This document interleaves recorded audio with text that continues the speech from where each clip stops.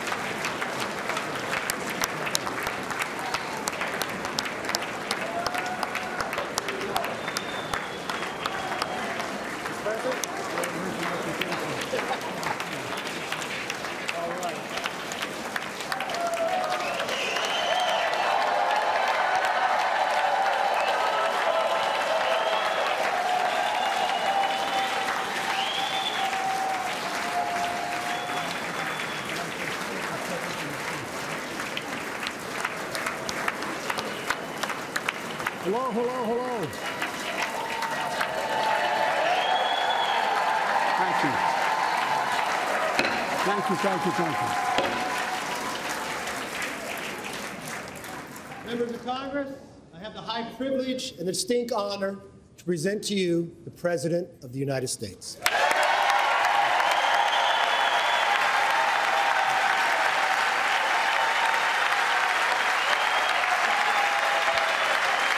Mr. Speaker. Thank you. You can smile. It's okay. Thank you, thank you, thank you. Thank you. Please.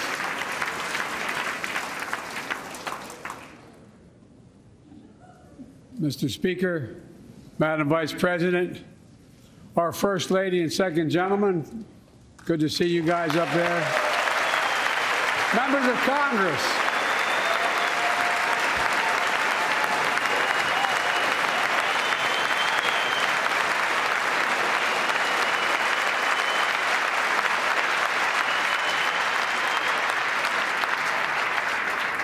By the way, Chief Justice, I may need a court order. She gets to go to the game tomorrow, next week. I have to stay home. Got to work something out here. Members of the Cabinet, leaders of our military, Chief Justice, Associate Justice, and retired Justice of the Supreme Court, and to you, my fellow Americans. You know, I start tonight by congratulating the 118th Congress and the new Speaker of the House, Kevin McCarthy.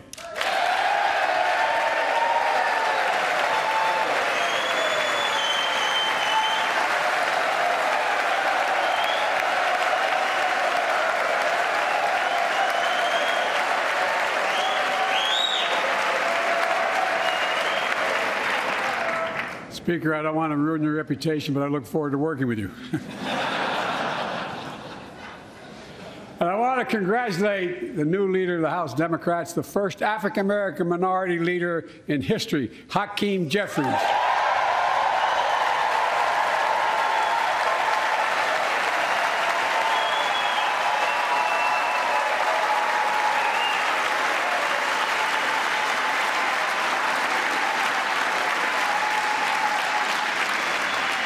He won in spite of the fact I campaigned for him. Congratulations to the longest-serving leader in the history of the United States Senate, Mitch McConnell. Where are you, Mitch?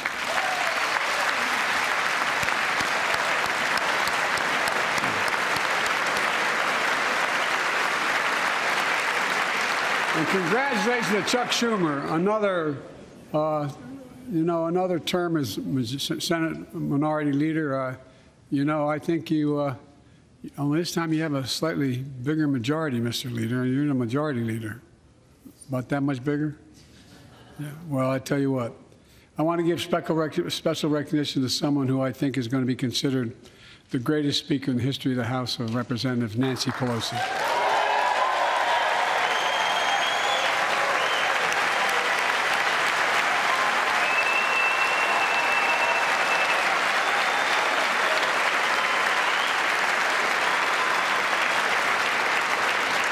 Folks, the story of America is a story of progress and resilience, of always moving forward, of never, ever giving up. It's a story unique among all nations. We're the only country that has emerged from every crisis we've ever entered stronger than we got into it. Look, folks, that's what we're doing again. 2 years ago, the economy was reeling. I stand here tonight after we've created, with the help of many people in this room, 12 million new jobs, more jobs created in 2 years than any president's created in 4 years, because of you all, because of the American people. 2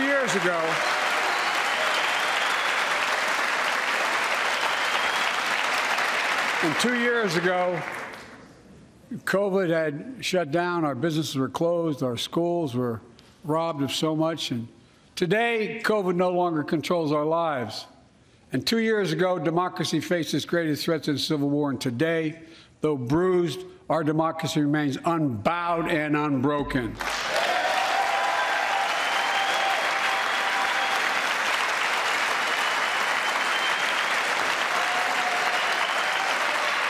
As we gather here tonight, We're writing the next chapter in the great American story, a story of progress and resilience. When world leaders ask me to define America, and they do, believe it or not, I can define it in one word, and I mean this: possibilities. We don't think anything is beyond our capacity. Everything is a possibility. You know, we're often told that Democrats and Republicans can't work together. But over the past 2 years, we've proved the cynics and naysayers wrong. Yes, we disagreed plenty. And yes, there were times when Democrats went alone. But time and again, Democrats and Republicans came together to defend a stronger and safer Europe. It came together to pass once in a generation infrastructure law, building bridges connecting our nation and our people. We came together to pass the most significant law ever, helping victims exposed to toxic burn pits. And in fact,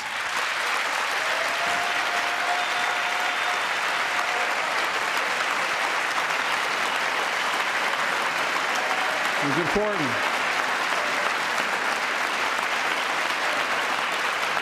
And in fact, I signed over 300 bipartisan pieces of legislation since becoming president, from reauthorizing the Violence Against Women Act, the Electoral Count Reform Act, the Respect for Marriage Act that protects the right to marry the person you love. And to my Republican friends, if we could work together the last Congress, there's no reason we can't work together and find consensus on important things in this Congress as well. I think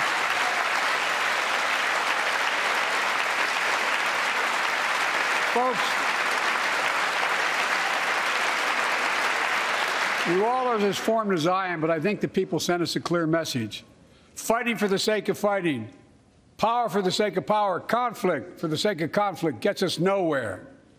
That's always been my vision of our country, and I know it's many of yours. To restore the soul of this nation, to rebuild the backbone of America, America's middle class, and to unite the country. We've been sent here to finish the job, in my view. For decades, the middle class has been hollowed out in more than, and not one administration, but for a long time. Too many good-paying manufacturing jobs move overseas. Factories closed down. Once thriving cities and towns that many of you represent became shadows of what they used to be. And along the way, something else we lost: pride, our sense of self-worth. I ran for president to fundamentally change things, to make sure our economy works for everyone, so we can all feel that pride in what we do. To build an economy from the bottom up and the middle out, not from the top down. Because when the middle class does well, the poor have a ladder up, and the wealthy still do very well. We all do well.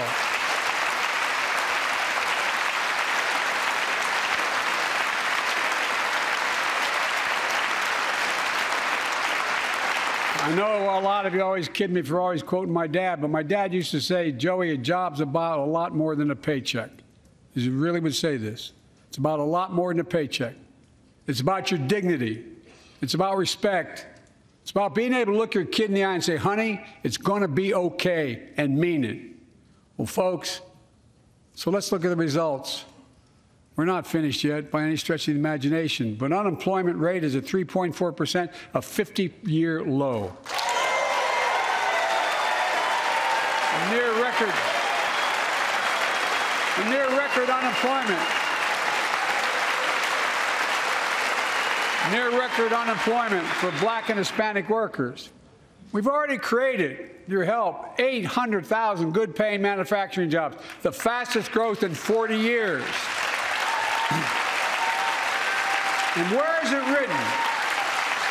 Where is it written that America can't lead the world in manufacturing? And I don't know where that's written. For too many decades, we imported projects and exported jobs. Now, thanks to what you've all done, we're exporting American products and creating American jobs. Folks,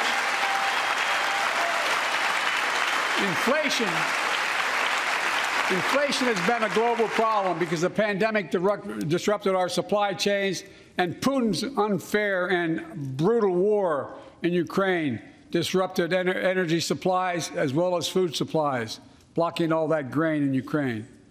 But we're better positioned than any country on earth right now. But we have more to do. But here at home, inflation is coming down. Here at home, gas prices are down $1.50 from their peak. Food inflation is coming down, not fast enough, but coming down. Inflation has fallen every month for the last 6 months, while take-home pay has gone up. Additionally, over the last 2 years, a record 10 million Americans applied to start new businesses. 10 million. And by the way, every time someone starts a small business is an act of hope. And Madam Vice President, I want to thank you for leading that effort to ensure that small businesses have access to capital and the historic laws we enacted that are going to just come into being. Standing here last year, I shared with you a story of American genius and possibilities. Semiconductors, small computer chips the size of a fingerprint that power everything, from cell phones to automobiles and so much more. These chips were invented in America. Let's get that straight. They were invented in America. We used to make 40% of the world's chips. In the last several decades, we lost our edge. We're down to only producing 10%. We all saw what happened during the pandemic when chip factories shut down overseas. Today's automobiles need 3,000 chips, each of those automobiles. But American automobiles couldn't make enough cars because there weren't enough chips. Car prices went up, people got laid off. So did everything from refrigerators to cell phones. We can never let that happen again. That's why we came together to pass the Bipartisan Chips and Science Act.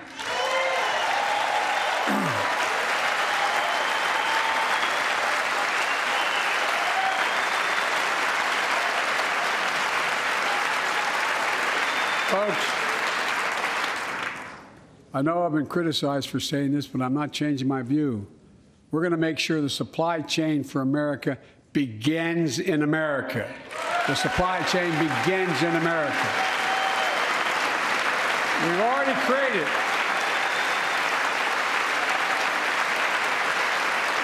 created 800,000 new manufacturing jobs without this law, before the law kicks in. With this new law, we're going to create hundreds of thousands of new jobs across the country. And I mean all across the country, throughout not just the coast, but through the middle of the country as well. That's going to come from companies that have announced more than $300 billion in investment in American manufacturing over the next few years.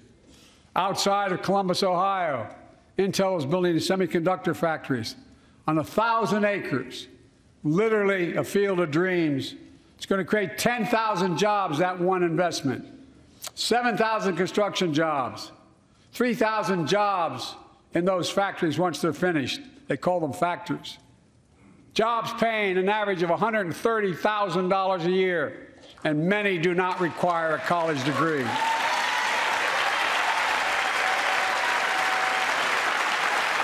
Jobs.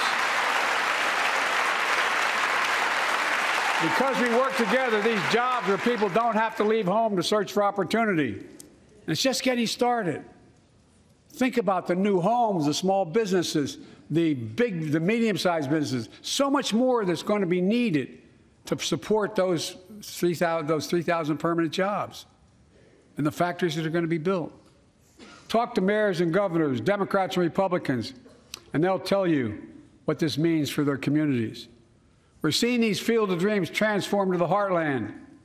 But to maintain the strongest economy in the world, we need the best infrastructure in the world. And folks, as you all know, we used to be #1 in the world in infrastructure. We've sunk to 13th in the world. The United States of America, 13th in the world in infrastructure, modern infrastructure. But now we're coming back because we came together and passed the bipartisan infrastructure law, the largest investment in infrastructure since President Eisenhower's interstate highway system.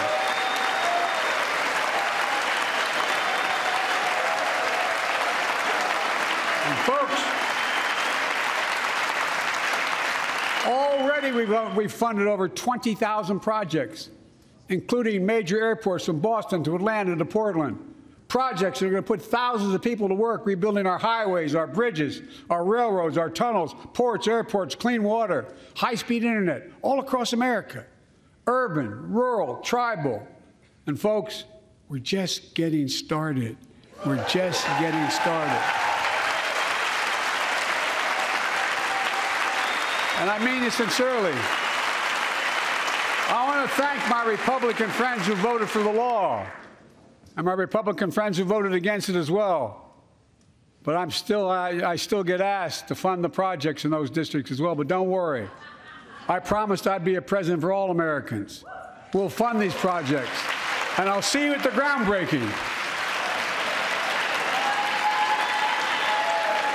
Look, this law will further unite all of America. Projects like Brent Spence Bridge in Kentucky over the Ohio River, built 60 years ago, badly needed repairs, one of the nation's most congested freight routes, carrying $2 billion worth of freight every single day across the Ohio River. And folks, I've been talking about fixing it for decades, but we're really finally going to get it done. Yes. I went there last month with Democrats and Republicans and from both states to deliver a commitment of $1.6 billion for this project.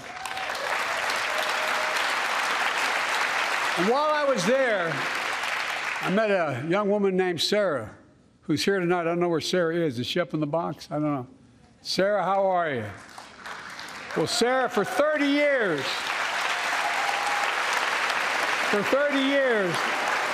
I learned, she told me she'd been a proud member of the Iron Workers Local 44, known as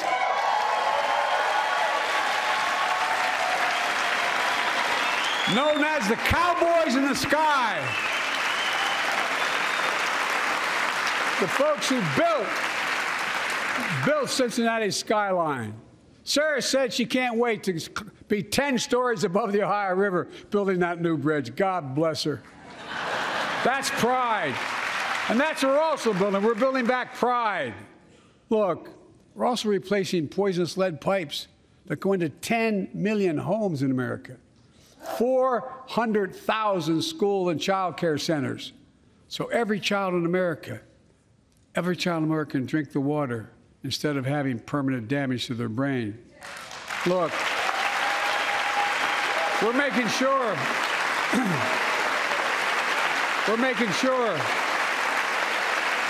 that every community in America has access to affordable high-speed internet. No parent should have to drive by McDonald's parking lot to help them do their homework online with their kids, which many thousands were doing across the country. And when we do these projects, and again, I get criticized for this, but I make no excuses for it, we're going to buy American. We're going to buy America. Folks,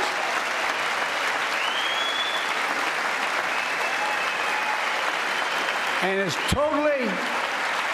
totally consistent with international trade rules. Buy America has been the law since 1933, but for too long, past administrations, Democrat and Republican, have fought to get around it. Not anymore. Tonight, I'm announcing new standards that require all construction materials used in federal infrastructure projects to be made in America. Made in America. I mean it. Lumber, glass, drywall, fiber optic cable. And on my watch, American roads, bridges, and American highways are going to be made with American products as well.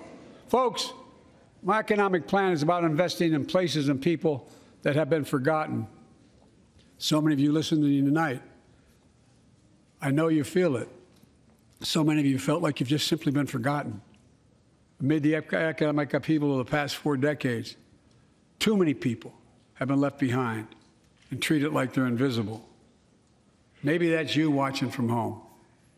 Remember the jobs that went away. You remember them, don't you? The folks at home remember them. You wonder whether the path even exists anymore for your children to get ahead without having to move away. Well, that's why I get that. That's why we're building an economy where no one's left behind. Jobs are coming back. Pride is coming back because choices we made in the last several years.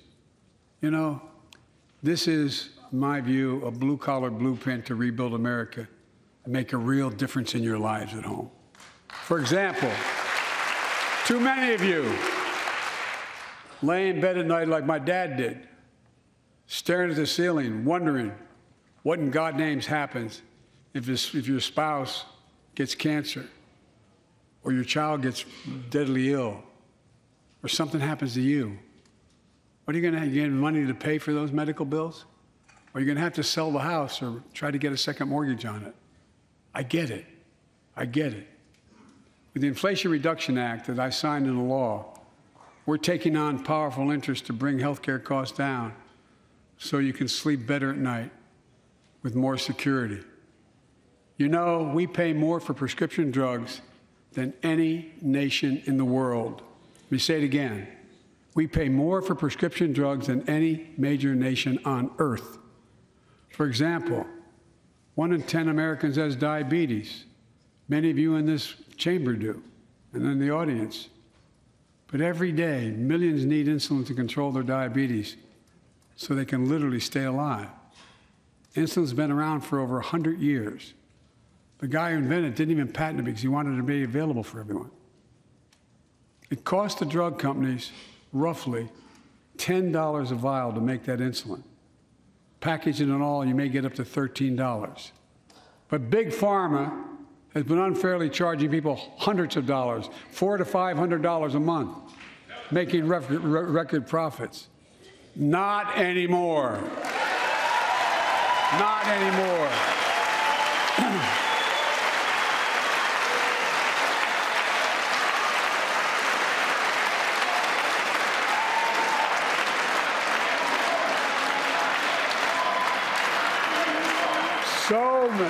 So many things that we did are only now coming to fruition. We said we were doing this, and we said we passed the law to do it, but people didn't know because the law didn't take effect until January 1 of this year. We capped the cost of insulin at $35 a month for seniors on Medicare. People are just finding out. I'm sure you're getting the same calls I'm getting. Look, there are millions of other Americans who do not or are not on Medicare, including 200,000 young people with type 1 diabetes who need this insulin to stay alive. Let's finish the job this time. Let's cap the cost of insulin for everybody at $35.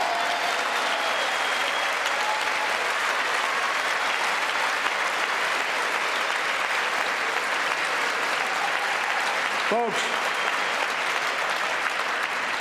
and Big Pharma is still going to do very well, I promise you all. I promise you they're going to do very well. This law also caps and won't even go into effect until 2025. Costs, out-of-pocket drug costs for seniors on Medicare at a maximum of $2,000 a year. You don't have to pay more than $2,000 a year, no matter how much your drug costs are. Because you know why? You all know it. Many of you, like many in my family, have cancer. You know the drugs can range from $10,000, $11,000, $14,000, $15,000 for the cancer drugs. If drug prices rise faster than inflation, drug companies are going to have to pay Medicare back the difference. We're finally giving Medicare the power to negotiate drug prices. Bringing down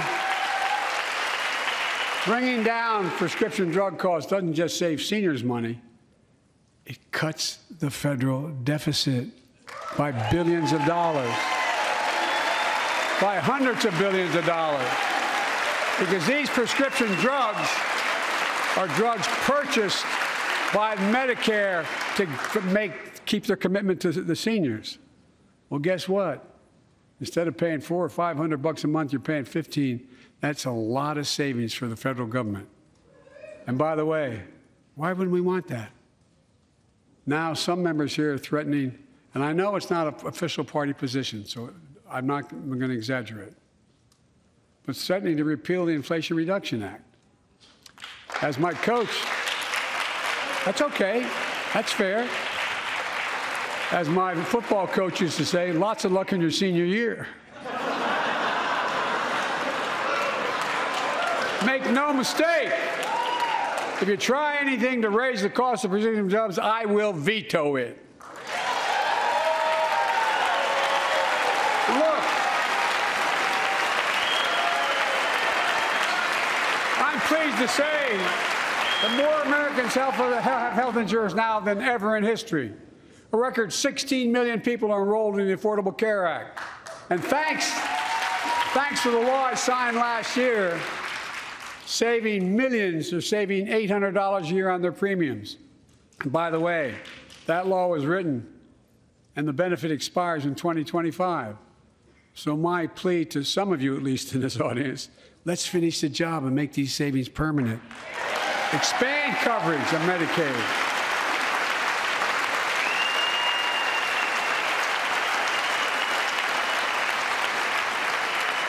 Look, the Inflation Reduction Act is also the most significant investment ever in climate change.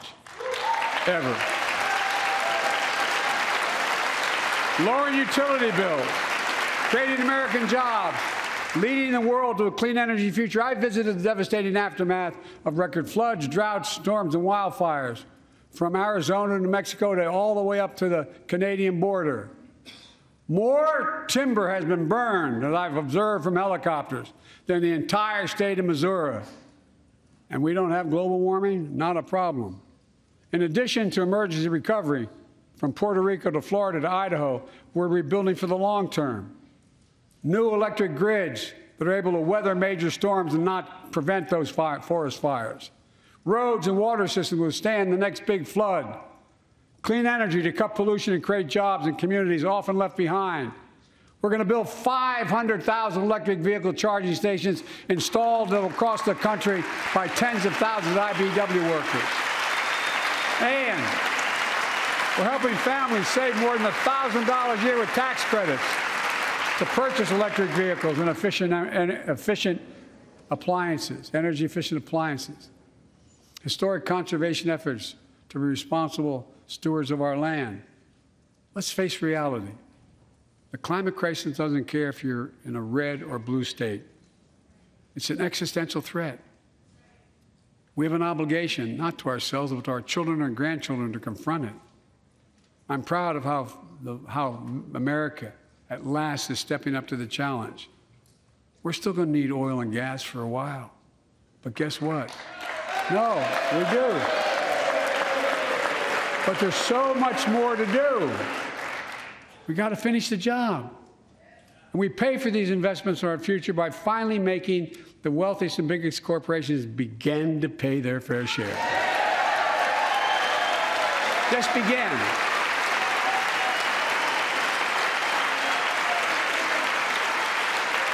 Look, I'm a capitalist.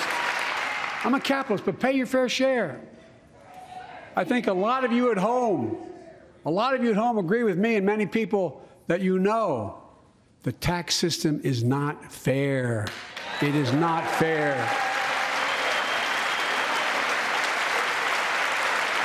Look, the idea that in 2020, 55 of the largest corporations in America, the Fortune 500, made $40 billion in profits and paid zero in federal taxes? Zero? Folks, it's simply not fair. But now, because of the law I signed, billion-dollar companies have to pay a minimum of 15%. God love them. 15%. That's less than a nurse pays. And I need to be crystal clear. I said at the very beginning, under my plans, as long as I'm president, nobody earning less than $400,000 will pay an additional penny in taxes. Nobody, not one penny. But let's finish the job. There's more to do. We have to reward work, not just wealth. Pass my proposal for the billionaire minimum tax. You know, there's 1,000 billionaires in America. It's up from about 600 in the beginning of the term. But no billionaire should be paying a lower tax rate than a school teacher or firefighter. I mean it. Think about it.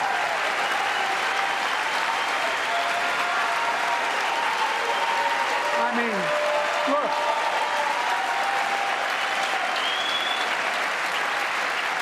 I know you aren't enthusiastic about that, but think about it. Think about it. Have you noticed Big Oil just reported its profits, record profits? Last year they made $200 billion in the midst of a global energy crisis. I think it's outrageous. Why? They invested too little of that profit to increase domestic production. And when I talk to a couple of them, they say, we're afraid you're going to shut down all the oil wells, all the oil refineries anyway, so why should we invest in them? I said, we're going to need oil for at least another decade, and that's going to exceed and beyond that. We're going to need it. Production. If they had, in fact, invested in the production to keep gas prices down, instead, they used the record profits to buy back their own stock, rewarding their CEOs and shareholders. Corporations ought to do the right thing. That's why I propose we quadruple the tax on corporate stock buybacks and encourage long-term investments. They'll still make considerable profit. Let's finish the job and close the loophole to allow very wealthy to avoid paying their taxes. Instead of cutting the number of audits for wealthy taxpayers, I just signed a law to reduce the deficit by $114 billion by cracking down on wealthy tax cheats. That's being fiscally responsible. In the last 2 years, my administration has cut the deficit by more than $1.7 trillion, the largest deficit reduction in American history. Under the previous administration, the American deficit went up 4 years in a row. Because those record deficits, no president added more to the national debt in any 4 years than my predecessor. Nearly 25% of the entire national debt that took over 200 years to accumulate was added by just one administration alone, the last one. They're the facts. Check it out. Check it out. How did Congress respond to that debt? They did the right thing. They lifted the debt ceiling 3 times without preconditions or crisis. They paid American bills to prevent an economic disaster in the country. So tonight I'm asking the Congress to follow suit. Let's commit here tonight to the full faith and credit of the United States of America will never, ever be questioned. Some of my Republican friends want to take the economy hostage. I get it, unless I agree to their economic plans. All of you at home should know what those plans are. Instead of making the wealthy pay their fair share, some Republicans want Medicare and Social Security to sunset. I'm not saying it's a majority. Let me give you, anybody who doubts it, contact my office. I'll give you a copy. I'll give you a copy of the proposal. That means Congress doesn't vote. Well, I'm glad to see you. No, I tell you, I enjoy conversion. You know, it means if Congress doesn't keep the programs the way they are, they'd go away. Other Republicans say, I'm not saying it's a majority of you. I don't even think it's even a significant, but it's being proposed by individuals. I'm not politely not naming them, but it's being proposed by some of you. Look, folks, the idea is that we're not going to be moved into being threatened to default on the debt if we don't respond.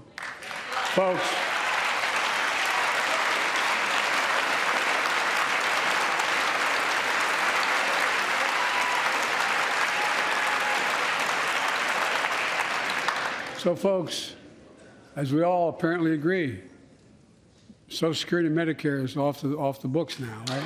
They're not to be stopped. All right. I'm ready. We got unanimity.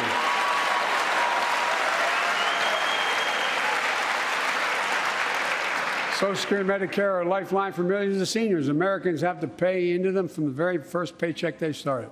So tonight, let's all agree, and we apparently are, let's stand up for seniors.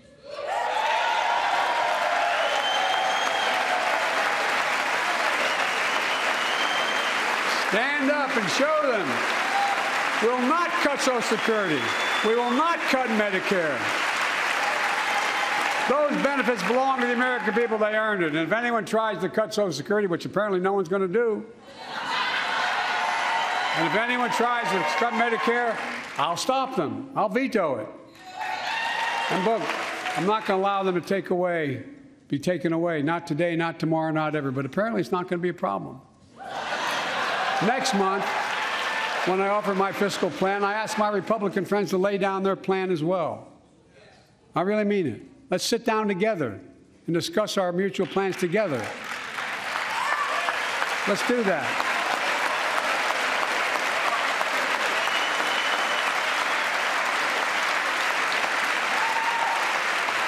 I can tell you, the plan I'm going to show you is going to cut the deficit by another $2 trillion. And it won't cut a single bit of Medicare or Social Security. In fact, we're going to extend the Medicare Trust Fund at least 2 decades, because that's going to be the next argument. How do we keep it solvent, right? Well, we'll not raise tax on anyone making under 400 grand, but we'll pay for it the way we talked about tonight, by making sure that the wealthy and big corporations pay their fair share. Look. Here's the deal. They aren't just taking advantage of the tax code. They're taking advantage of you, the American consumer. Here's my message to all of you out there. I have your back. We're already preventing Americans from receiving surprise medical bills, stopping $1 billion surprise bills per month so far. We're protecting seniors' life savings by cracking down on nursing homes that commit fraud, endanger patient safety, prescribe drugs that are not needed. Millions of Americans can now save thousands of dollars because they can finally get a hearing aid over the counter without a prescription. Look, capitalism without competition is not capitalism. It's extortion. It's exploitation. Last year, I cracked down with the help of many of you on foreign shipping companies that were making you pay higher prices for every good coming into the country. I signed a bipartisan bill that cut shipping costs by 90%, helping American farmers, businessmen, and consumers. Let's finish the job. Pass the bipartisan legislation to strengthen antitrust enforcement and prevent big online platforms from giving their own products an unfair advantage.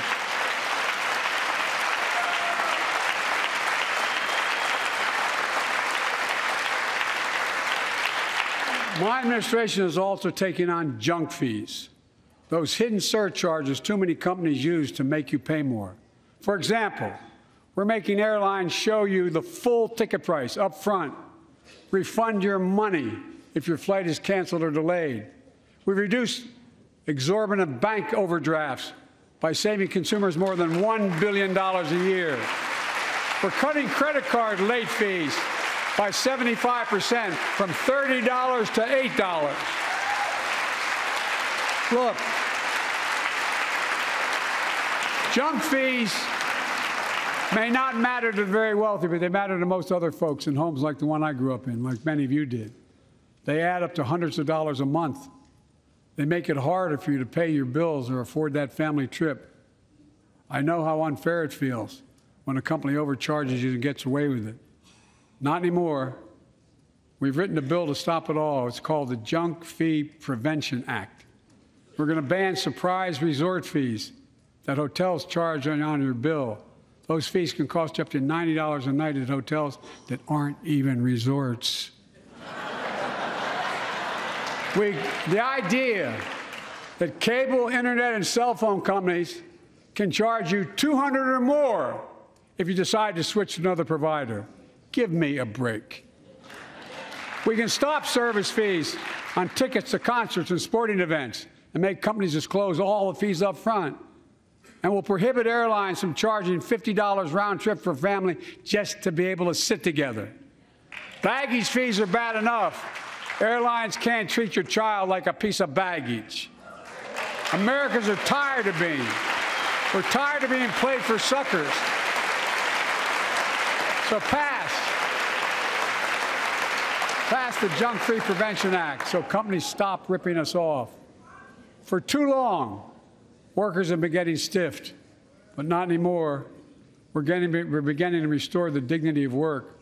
For example, I should have known this, but I didn't until 2 years ago. 30 million workers have to sign non-compete agreements with the jobs they take. 30 million. So a cashier at a burger place can't walk across town and take the same job at another burger place and make a few bucks more. It just changed. But they just changed it because we exposed it. That was part of the deal, guys. Look it up. But not anymore. We're banning those agreements so companies have to compete for workers and pay them what they're worth.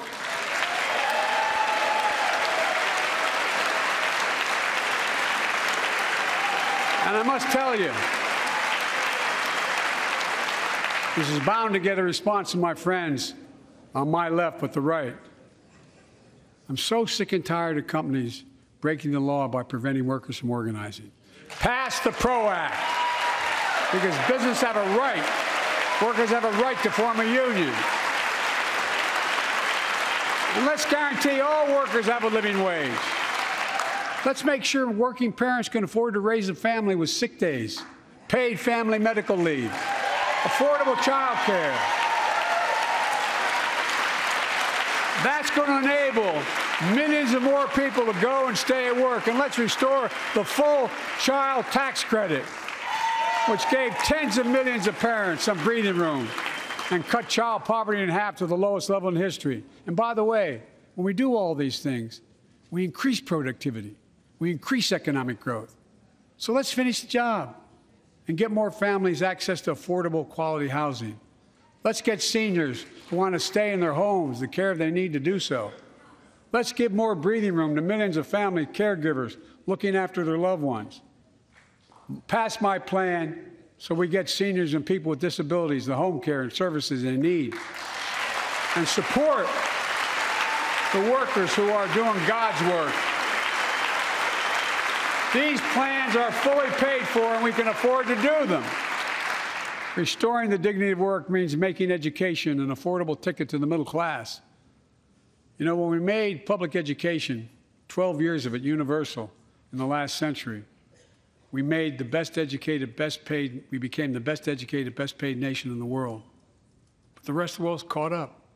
It's caught up. Jill, my wife, who teaches full time, has an expression. I hope I get it right, kid. Any nation that out-educates us is going to out-compete us. Any nation that out-educates is going to out-compete us. Folks, we all know 12 years of education is not enough to win the economic competition of the 21st century. We want to have the best educated workforce.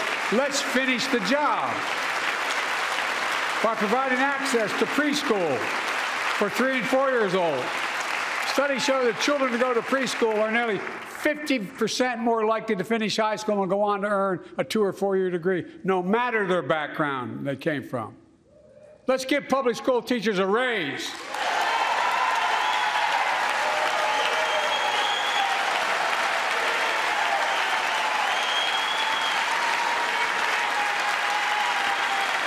We're making progress by reducing student debt, increasing Pell Grants for working and middle-class families. Let's finish the job and connect students to career opportunities starting in high school. Provide access to 2 years of community college, the best career training in America, in addition to being a pathway to a 4-year degree. Let's offer every American a path to a good career, whether they go to college or not. And folks, in the midst of the COVID crisis, when schools were closed and we were shutting down everything, let's recognize how far we came in the fight against the pandemic itself. While the virus is not gone, thanks to the resilience of the American people and the ingenuity of medicine, we've broken the COVID grip on us. COVID deaths are down by 90%. We've saved millions of lives and opened up our country, we opened our country back up, and soon we'll end the public health emergency. But that's called a public health emergency. But we'll remember the toll and pain that's never going to go away. More than 1 million Americans lost their lives to COVID. 1 million. Families grieving, children orphaned, empty chairs at the dining room table constantly reminding you that she used to sit there.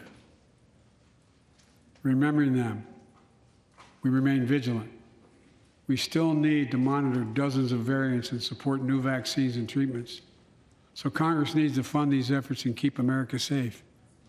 And as we emerge from this crisis stronger, we're also got to double down on prosecuting criminals who stole relief money meant to keep workers and small businesses afloat.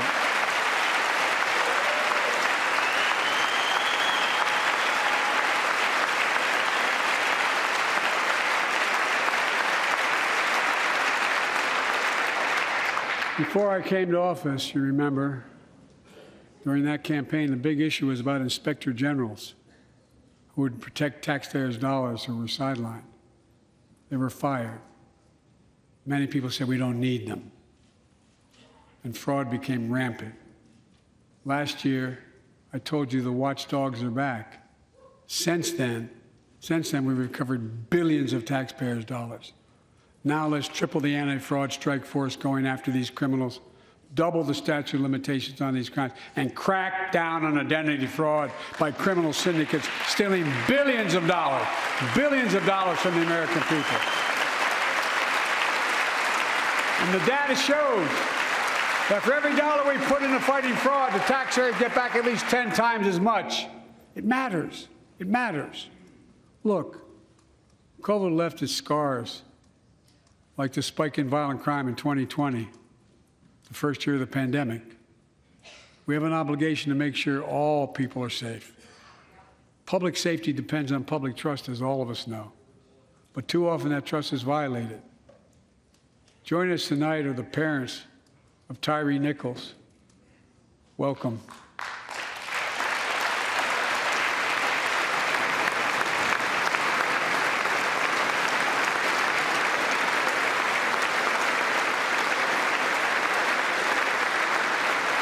We had to bury Tyree last week. As many of you personally know, there's no words to describe the heartache or grief of losing a child. But imagine if you lost that child at the hands of the law. Imagine having to worry whether your son or daughter came home from walking down the street, or playing in the park, or just driving a car. Most of us in here have never had to have the talk that brown and black parents have had to have with their children. Bo, Hunter, Ashley, my children, I never had to have the talk with them. I never had to tell them if a police officer pulls you over, turn your interior lights on right away. Don't reach for your license. Keep your hands on the steering wheel. Imagine having to worry like that every single time your kid got in a car. Here's what Tyree's mother shared with me when I spoke to her. When I asked her how she finds the courage to carry on and speak out. With the faith of God, she said her son was, quote, a beautiful soul, and something good will come of this. Imagine how much courage and character that takes. It's up to us, to all of us. We all want the same thing. Neighborhoods free of violence. Law enforcement who earns the community's trust. Just as every cop, when they pin on that badge in the morning, has a right to be able to go home at night, so does everybody else out there. Our children have a right to come home safely. Equal protection under the law is a covenant we have with each other in America. We know police officers put their lives on the line every single night and day. And we know we ask them in many cases to do too much, to be counselors, social workers, psychologists, responding to drug overdoses, mental health crises, and so much more. In one sense, we ask much too much of them. I know most cops and their families are good, decent, honorable people, the vast majority. But they risk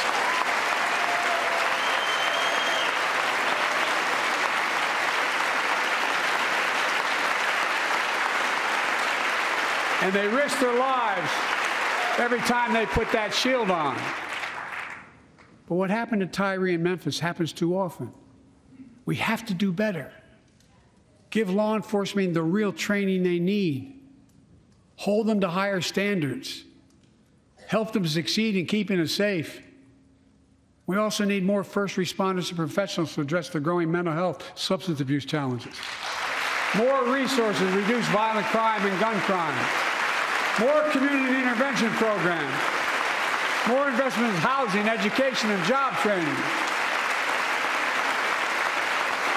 All this can help prevent violence in the first place. And when police officers or police departments violate the public trust, they must be held accountable. With the support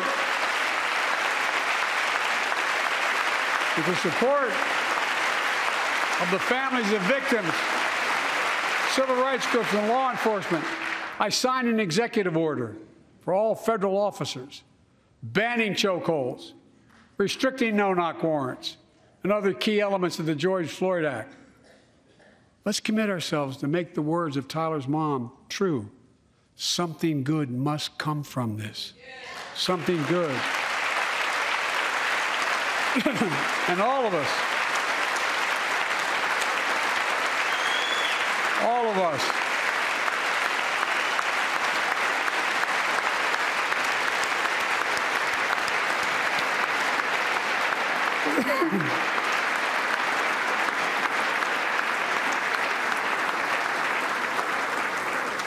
folks, it's difficult, but it's simple.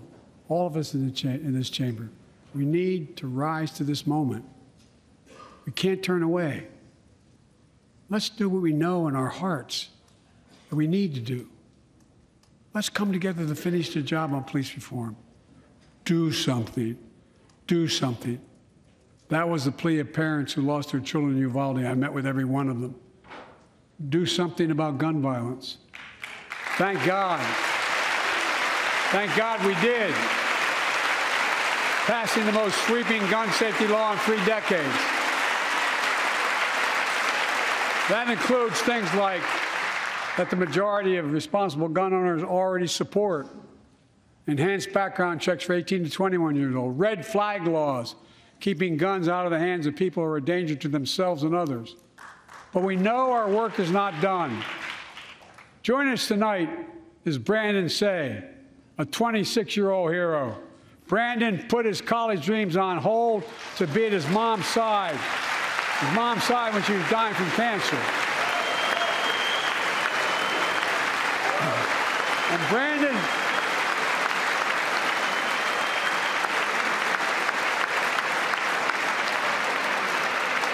now works at the dance studio started by his grandparents.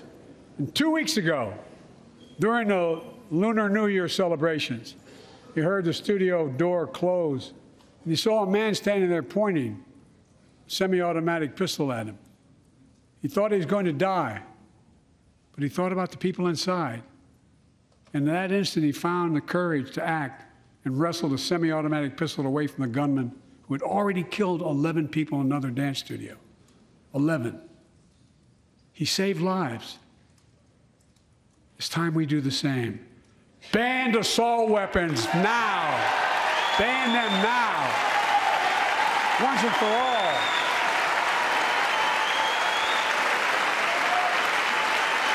I led the fight to do that in 1994. And in 10 years, that ban was law and mass shootings went down. After we let it expire in the Republican administration, mass shootings tripled. Let's finish the job and ban these assault weapons. And let's also come together on immigration. Make it a bipartisan issue once again.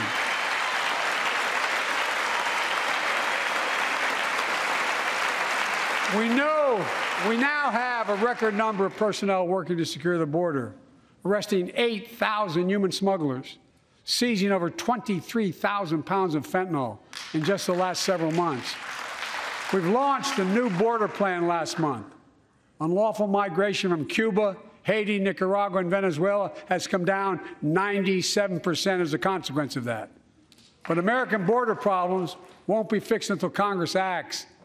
If we don't pass my comprehensive immigration reform, at least pass my plan to provide the equipment and officers to secure the border.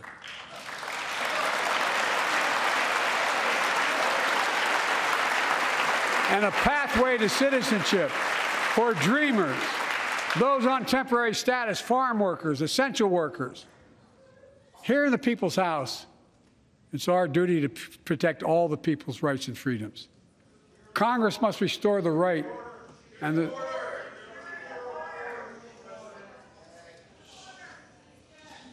Congress must restore the right that was taken away in Roe v. Wade and protect Roe v. Wade.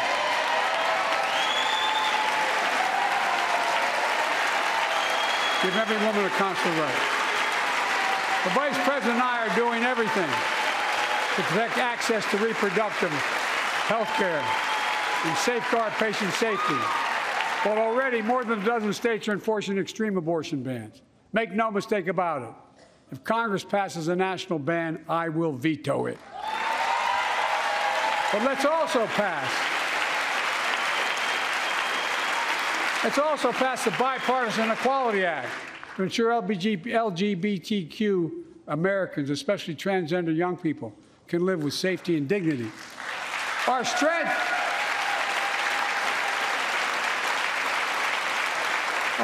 is not just the example of our power, but the power of our example. Let's remember the world's watching. I spoke in this chamber 1 year ago, just days after Vladimir Putin unleashed his brutal attack against Ukraine. A murderous assault, evoking images of death and destruction Europe suffered in World War II. Putin's invasion has been a test for the ages, a test for America, a test for the world. Would we stand for the most basic of principles? Would we stand for sovereignty? We stand for the right of people to live free of tyranny? Will we stand for the defense of democracy? For such defense matters to us because it keeps peace and prevents open season on would-be aggressors and threatens our prosperity. 1 year later, we know the answer. Yes, we would, and we did. We did. And together, we did what America always does at our best. We led. We united NATO. We built a global coalition. We stood against Putin's aggression. We stood with the Ukrainian people. Tonight, we're once again joined by Ukraine's ambassador to the United States. She represents not just her nation, but the courage of her people. Our ambassador is here. We're united in our support of your country. Will you stand so we can all take a look at you? Thank you.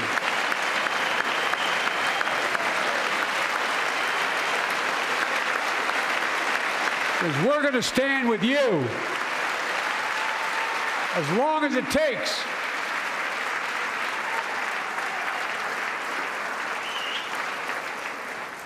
Our nation is working for more freedom, more dignity, more peace, not just in Europe, but everywhere. Before I came to office, the story was about how the People's Republic of China was increasing its power and America was failing in the world. Not anymore. We made clear, and I made clear in my personal conversations, which have been many, with President Xi, that we seek competition, not conflict. But I will make no apologies that we're investing to make America stronger. Investing in American innovation and industries that will define the future that China intends to be dominating. Investing in our alliances and working with our allies to protect advanced technologies so they will not be used against us. Modernizing our military to safeguard stability and deter aggression. Today, we're in the strongest position in decades to compete with China or anyone else in the world. Anyone else in the world. And I'm committed.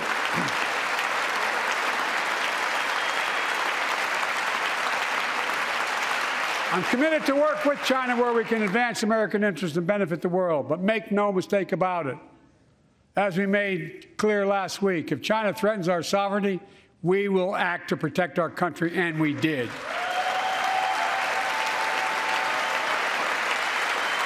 Look, let's be clear. Winning the competition should unite all of us. We face serious challenges across the world. But in the past 2 years, democracies have become stronger, not weaker. Autocracies have grown weaker, not stronger. Name me a world leader who changed places with Xi Jinping. Name me one. Name me one.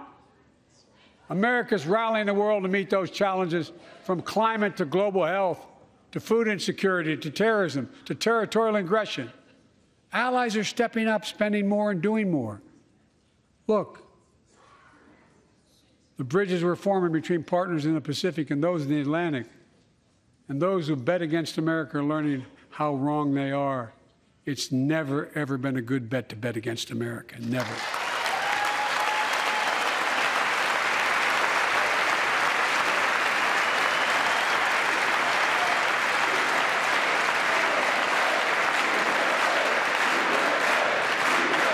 Well,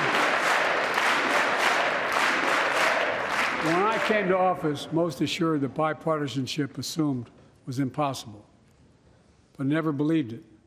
That's why a year ago I offered a unity agenda to the nation as I stood here. We made real progress together. We passed a law making it easy for doctors to prescribe effective treatments for opioid addiction. We passed the gun safety law, making historic investments in mental health. We launched the ARPA-H drive for breakthrough in the fights against cancer, Alzheimer's, and diabetes, and so much more. We passed the Heath Robinson PACT Act, named after the late Iraq War veteran whose story about exposure to toxic burn kits I shared here last year.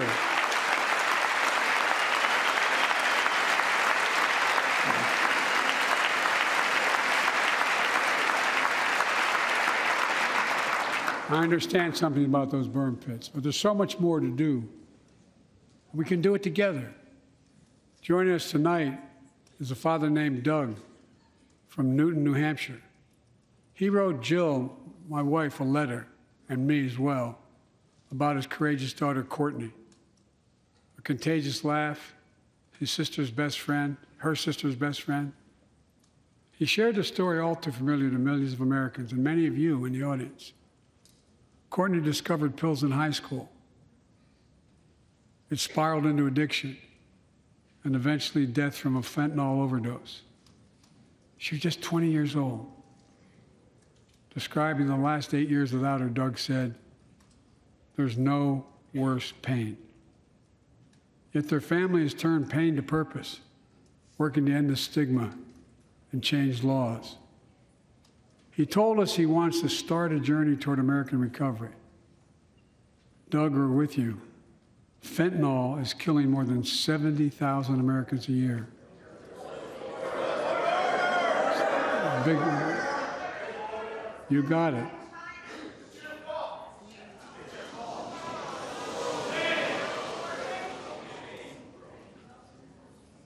So let's launch a major surge to stop fentanyl production and the sale and trafficking, with more drug detection machines, inspection cargo, stop pills and powder at the border. Working with couriers like FedEx to inspect more packages for drugs. Strong penalties to crack down on fentanyl trafficking. Second, let's do more on mental health, especially for our children. When millions of young people are struggling with bullying, violence, trauma, we give them greater access to mental health care at their schools. We must finally hold social media companies accountable for experimenting they're doing running children for profit. It's time to pass bipartisan legislation to stop big tech from collecting personal data on our kids and teenagers online, ban targeted advertising to children, and impose stricter limits on the personal data that companies collect on all of us. Third, let's do more to keep this nation's ones truly sacred obligation to equip those we send into harm's way and care for them and their families when they come home. Job training, job placement for veterans and their spouses as they come to return to civilian life. Helping veterans afford their rent, because no one should be homeless in America, especially someone who served the country.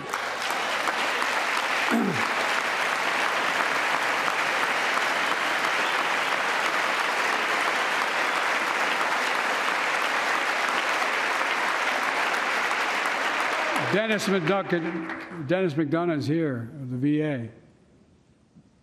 We had a first real discussion when I asked him to take the job. I'm glad he did.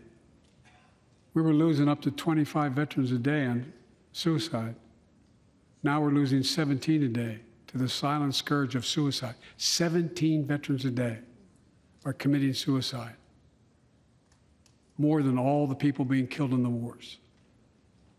Folks, VA is doing everything it can, including expanding mental health screening, proven programs that recruits veterans to help other veterans understand what they're going through, get them the help they need. We got to do more. And fourth, last year, Jill and I reignited the cancer moonshot that I was able to start with President Obama asked me to lead our administration on this issue. Our goal is to cut the cancer death rates at least by 50% in the next 25 years. Turn more cancers from death sentences to treatable diseases. Provide more support for patients and their families. It's personal to so many of us in this audience.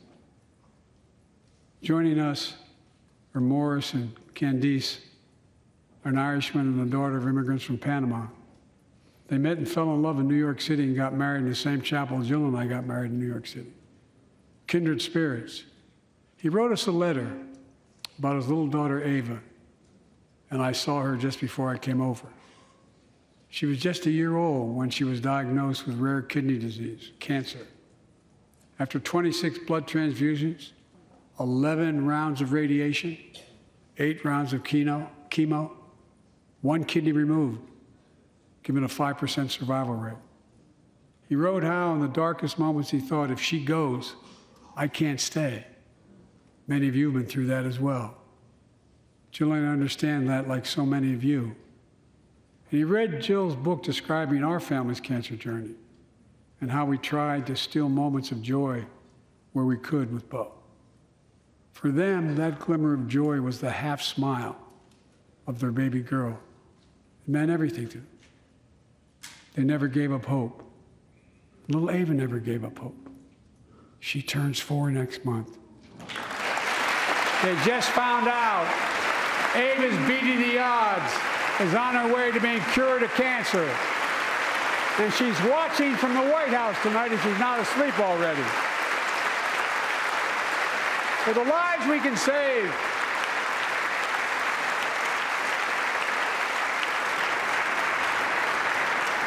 for the lives we can save and the lives we've lost, let this be a truly American moment that rallies the country and the world together and proves that we can still do big things. 20 years ago, under the leadership of President Bush and countless advocates and champions, he undertook a bipartisan effort through PEPFAR to transform the global fight against HIV/AIDS. It's been a huge success. He thought big. He thought large. He moved. I believe we can do the same thing with cancer.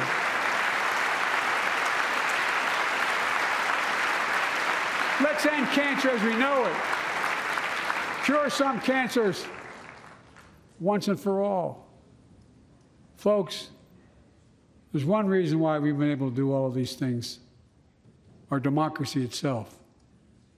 It's the most fundamental thing of all. With democracy, everything's possible. Without it, nothing is. For the last few years, our democracy has been threatened and attacked, put at risk, put to the test in this very room on January the 6th. And then just a few months ago, an unhinged big lie assailed and unleashed a political violence, the home of the then Speaker of the House of Representatives, using the very same language the insurrectionists used as they stalked these halls and chanted on January 6th. Here tonight in this chamber, is a man who bears the scars of that brutal attack, but is as tough and as strong and as resilient as they get. My friend Paul Pelosi. Paul, stand up.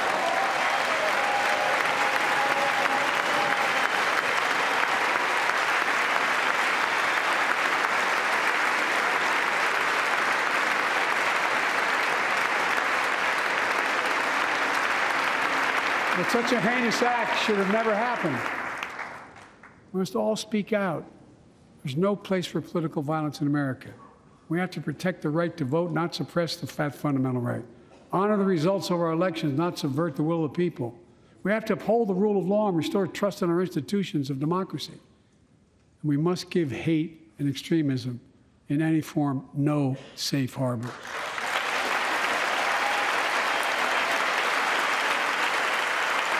Democracy must not be a partisan issue. It's an American issue. Every generation of Americans has faced a moment where they have been called to protect our democracy, defend it, stand up for it. And this is our moment. My fellow Americans, we meet tonight at an inflection point, one of those moments that only a few generations ever face, where the direction we now take is going to decide the course of this nation for decades to come. We're not bystanders of history. We're not powerless before the forces that confront us. It's within our power of we, the people. We're facing the test of our time. We have to be the nation we've always been at our best, optimistic, hopeful, forward-looking, a nation that embraces light over dark, hope over fear, unity over division, stability over chaos. We have to see each other not as enemies, but as fellow Americans. We're good people. The only nation in the world built on an idea, the only one.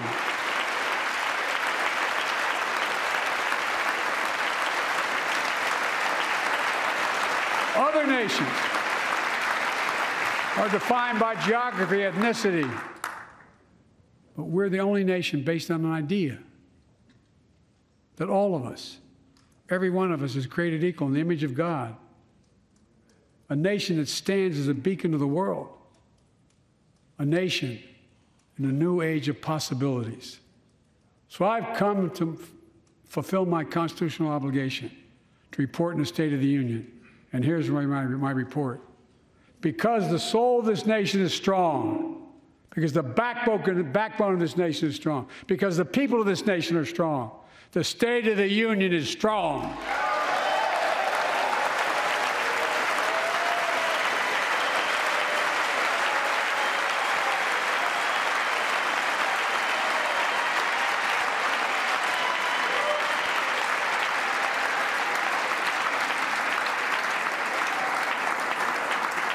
I'm not new to this place. I stand here tonight having served as long as about any one of you have ever served here.